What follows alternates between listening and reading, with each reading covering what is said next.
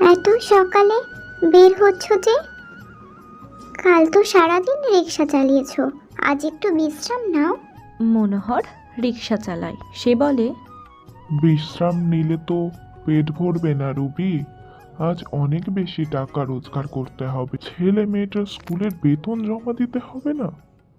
এই বলে মনোহর সকাল সকাল বার হয়ে যায় রিক্সা চালাতে। সারা দিন সে রিক্সা চালায়।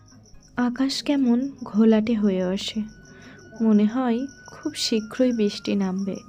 তবুও মনোহর রিক্সা চালানো থামে না। সে একজন বৃদ্ধকে নিয়ে রিক্সা চালিয়ে তাকে পৌঁছে দেয় তার গন্তব্যে। বৃদ্ধ বলে, বেটা, তোমার তো অবস্থা খুব কষ্টের মনে হচ্ছে। এত বৃষ্টির মধ্যেও তোমায় রিক্সা চালাতে হচ্ছে। মনোহর হাসি মুখে বলে, কাজ না করলে ঘরে যে খাবার পৌঁছাবে না, আমার বউ বাচ্চাকে তো আমাকেই দেখতে হবে। মনোহর এও জানায়, তার ছেলে মেয়েরা যখন পড়তে বসে তখন তাদের দেখে তার বুক ভরে যায়।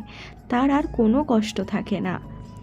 তার স্বপ্ন তার ছেলে মেয়েরা একদিন অনেক বড় হবে, তার ছেলে মেয়ে চাকরি করবে, তখন আর তার কোনো কষ্ট থাকবে না। তারপর বৃষ্টি থামলে মনোহর বাড়িতে আসে।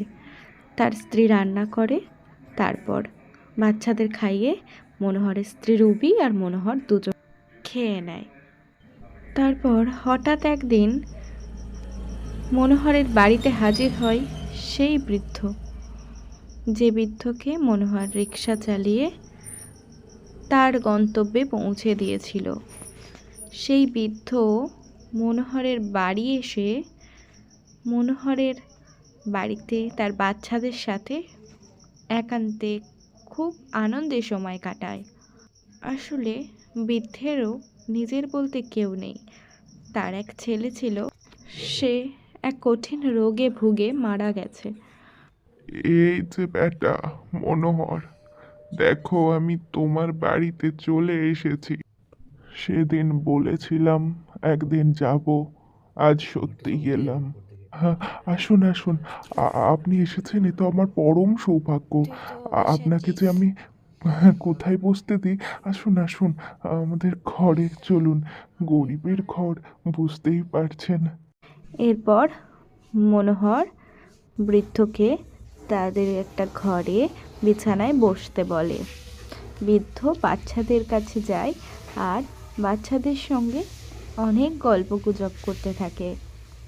দাদু, তুমি আমাদের বাড়ি থাকবে? থাকবো দিদি ভাই, তোমাদের সাথেই আমি খেলবো।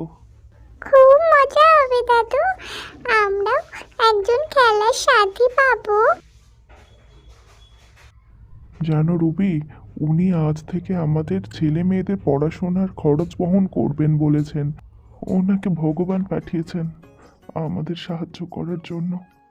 কয়েক বছর পর বড় হয়ে যায় মনোহরের দুই সন্তান। তার ছেলে একটা ভালো চাকরি পায়, মেয়ে ভালো ইউনিভার্সিটিতে ভর্তি হয়। মনোহরের স্ত্রী রুবি তাকে আশীর্বাদ করে যেন ভালো করে সে কাজের জায়গায় নিজের মন দিতে পারে।